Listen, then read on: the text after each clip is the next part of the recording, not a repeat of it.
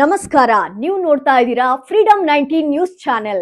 ನಿಖರ ಮತ್ತು ಪರಿಶೀಲಿತ ನಿರಂತರ ಸುದ್ದಿಗಳನ್ನ ಜವಾಬ್ದಾರಿಯುತವಾಗಿ ತಲುಪಿಸುವಂತ ವಿಶ್ವಾಸಾರ್ಹ ಸುದ್ದಿ ವೇದಿಕೆ ಫ್ರೀಡಂ 19 ನ್ಯೂಸ್ ಚಾನೆಲ್ಗೆ ತಮಗೆಲ್ಲರಿಗೂ ಆತ್ಮೀಯವಾದಂತಹ ಸ್ವಾಗತ.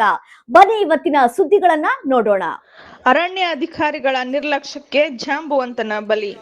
ಇಂದು ಬೆಳಗಿನ ಜಾವ ಮುಂಜಾನೆ 4 ಗಂಟೆ ಸುಮಾರಿಗೆ ಆಹಾರವನ್ನು ಅರಸಿ ಬಂದ ಜಾಂಬುವಂತ ವಿದ್ಯುತ್ ತಗಲಿ ಶಾರ್ಟ್ ಸರ್ಕ್ಯೂಟ್ನಿಂದ ಸ್ಥಳದಲ್ಲಿಯೇ ಮೃತಪಟ್ಟಿದೆ. ಸುಮಾರು ದಿನಗಳಿಂದ ಇರ್ಕಲ್ಗಡ ಭಾಗದಲ್ಲಿ ಮತ್ತು ಸುತ್ತಮುತ್ತಲಿನ ಗ್ರಾಮಗಳಲ್ಲಿ ಇಂತಹ ಘಟನೆಗಳು ಸರ್ವೇ ಸಾಮಾನ್ಯವಾಗಿದೆ. ಸಾಕಷ್ಟು ಬಾರಿ ರೈತರು ಅಧಿಕಾರಿಗಳಿಗೆ ರಾಜಕಾರಣಿಗಳಿಗೆ ಮನವಿಯನ್ನ ಸಲ್ಲಿಸಿದರೂ ಜಾಣ ಕುರುಡುತನವನ್ನ ತೋರಿಸುತ್ತಿರುವ ಅಧಿಕಾರಿಗಳು ಸಾಕಷ್ಟು ಬೆಳೆಗಳು ಹಾನಿಯಾಗುತ್ತಿದ್ದರೂ ಸಾಕಷ್ಟು ರೈತರು ತೊಂದರೆಗೊಳಗಾಗುತ್ತಿದ್ದರೂ ರಾತ್ರಿ ಸಮಯ ಹೊಲಕ್ಕೆ ಹೋಗಲು ಹೆದರಿ ಮನೆಯಲ್ಲೇ ಕೂರುವ ಪರಿಸ್ಥಿತಿ ಬಂದೊದಗಿದೆ.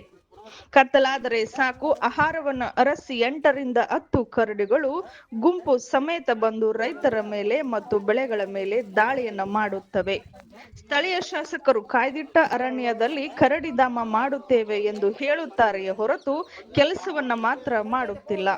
ರೈತರ ಮೇಲೆ ದಾಳಿಯಾದ್ರೆ ಅರಣ್ಯ ಅಧಿಕಾರಿಗಳು ನೆಪಕ್ಕೆ ಮಾತ್ರ ಬಂದು ಪಂಚನಾಮೆಯನ್ನ ಮಾಡಿ ಹೋಗುತ್ತಾರೆ ಹೊರತು ಯಾವುದೇ ಕ್ರಮವನ್ನ ಕೈಗೊಳ್ಳುತ್ತಿಲ್ಲ.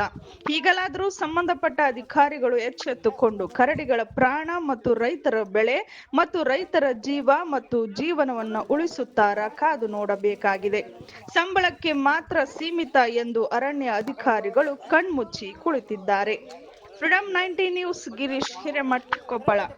ಇವಿಷ್ಟು ಇಂದಿನ ಪ್ರಮುಖ ಸುದ್ದಿಗಳು. ಕರ್ನಾಟಕದ ಪ್ರತಿಯೊಂದು ಮೂಲೆಗೂ ನಿಖರ ಮತ್ತು ಪರಿಶೀಲಿತ ಮಾಹಿತಿಯನ್ನು ಜವಾಬ್ದಾರಿಯುತವಾಗಿ ತಲುಪಿಸುವಂತಹ ಪ್ರಯತ್ನದಲ್ಲಿ ನಾವು ಸದಾ ನಿಮ್ಮ ಜೊತೆ.